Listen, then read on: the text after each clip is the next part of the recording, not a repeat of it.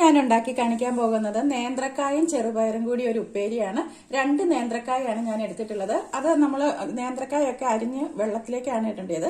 അത് വെള്ളത്തിൽ ഒരു ഇത്തിരി ഉപ്പും മഞ്ഞപ്പൊടിയും കൂടി ഇട്ട് കലക്കിയ വെള്ളത്തിലിടുകയാണെങ്കിൽ ആ നേന്ത്രക്കായുടെ കറയെല്ലാം നമുക്ക് വേഗം പോയി കിട്ടും.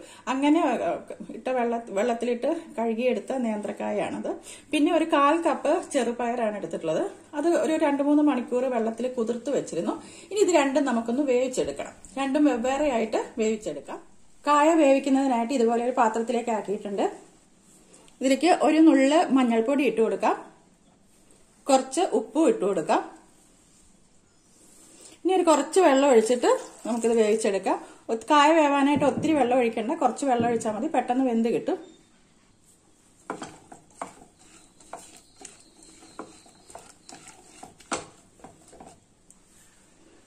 മൂടി വെച്ച് വേവിച്ചെടുക്കാം. ചെറുപയർ വേവിക്കുന്നതിനായിട്ട് ഞാൻ ഇതുപോലെ ഒരു പാത്രത്തിലേക്ക് ഇട്ട് കൊടുത്തിട്ടുണ്ട്. അതിലേക്ക് ഒരു നുള്ള്, ഒരു പിഞ്ച് മഞ്ഞൾപ്പൊടി ഇട്ട് കൊടുക്കാം. ഒരു അല്പം ഉപ്പും കൂടി ഇട്ട് കൊടുത്തിട്ട് വെള്ളം ഒഴിച്ച് വേവിച്ചെടുക്കാം. ഇതിപ്പോ 2-3 മണിക്കൂർ നമ്മൾ കുതിർത്തെടുത്ത പയറായതുകൊണ്ട് ഇതിപ്പോ കുക്കറിൽ ഇട്ടില്ലെങ്കിൽ നമുക്ക് വേവിച്ചെടുക്കാം. ഇതുപോലെ ഒരു നെകക്കെ വെള്ളം ഒഴിച്ചിട്ട് ഇതും നമുക്ക് വേവിച്ചെടുക്കാം.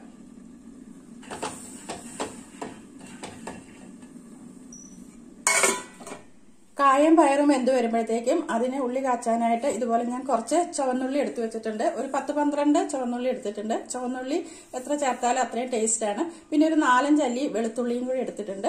കുറച്ച് 2 കതിർപ്പ് കറിവേപ്പില എടുത്തിട്ടുണ്ട്. ഇതെല്ലാം കൂടി നമുക്കൊരു കല്ലിൽ വെച്ചിട്ട് നന്നായിട്ടൊന്ന് ചതച്ചെടുക്കാം. അരിഞ്ഞിടുന്നതിനേക്കാളും ടേസ്റ്റ് ചതച്ചിടുന്നതാണ്. കായും പയറൊക്കെ വെന്ത് വന്നിട്ടുണ്ട്. ഇനി നമുക്ക് ഉപ്പേരി ഉണ്ടാക്കിയെടുക്കാം. അതിനായിട്ട് ഞാൻ ഇതുപോലെ ഒരു ചീഞ്ചട്ടി വെച്ചു കൊടുത്തിട്ടുണ്ട്.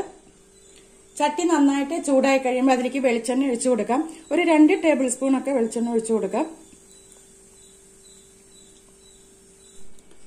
എണ്ണ നന്നായിട്ട് ചൂടായിട്ട് വരുമ്പോൾ ഇതിലേക്ക് കടുക് ഇട്ട് കൊടുക്കുന്നില്ല. നമ്മൾ ഈ ചതച്ച് വെച്ചിരിക്കുന്ന ഉള്ളിയും വെളുത്തുള്ളിയും കറിവേപ്പിലയും കൂടെ ഇട്ട് കൊടുക്കാം.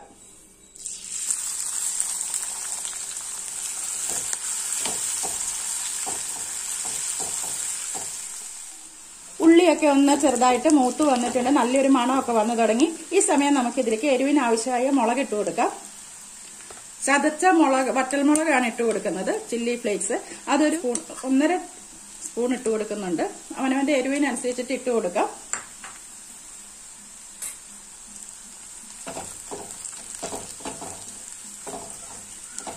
ഇപ്പൊ നമ്മൾ ഫ്ലെയിം നന്നായിട്ട് കുറച്ച് വെച്ചിട്ട് വേണം ഈ മുളക് ഇട്ട് കൊടുക്കാനായിട്ട്, അല്ലെങ്കിൽ അതങ്ങോട്ട് കരിഞ്ഞു പോകും. അതുകൊണ്ട് അത് ശ്രദ്ധിക്കണം.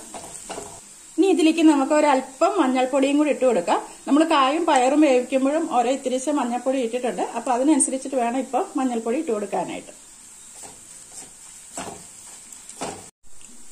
ഇനി ഇതിലേക്ക് ഒരു 1/4 ടീസ്പൂൺ ചതച്ച് വെച്ചിരിക്കുന്ന കുരുമുളകും കൂടി ഇട്ട് കൊടുക്കാം. കുരുമുളകിന്റേത് ഇടാൻ ഇഷ്ടമുണ്ടെങ്കിൽ ഇട്ടാൽ മതി, അതിന്റെ ടേസ്റ്റ് ഇഷ്ടമുള്ളവർ ഇട്ടാൽ മതി. പക്ഷെ കുരുമുളകും കൂടി ഇടുമ്പോൾ നല്ലൊരു ടേസ്റ്റാണ് ഈ ഉപ്പേരിക്ക്. അപ്പൊ ഇതെല്ലാം നന്നായിട്ട് മൂത്ത് വന്നിട്ടുണ്ട്. ഇനി നമുക്ക് വേവിച്ച് വെച്ചിരിക്കുന്ന കായ ഇട്ട് കൊടുക്കാം.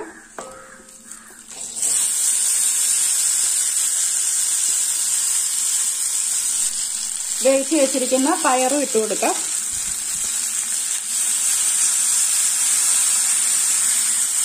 ഇനി ഇതെല്ലാം കൂടി നമുക്ക് നന്നായിട്ടൊന്നങ്ങോട്ട് മിക്സ് ചെയ്ത് കൊടുക്കാം.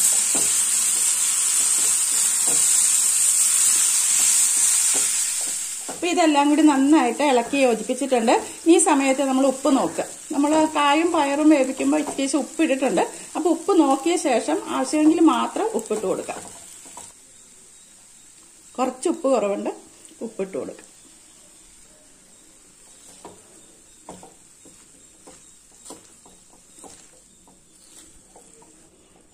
ഇനി നമുക്ക് ഫ്ലെയിം ഓഫ് ആക്കാം. അപ്പൊ ഇത് റെഡി ആയി കഴിഞ്ഞു.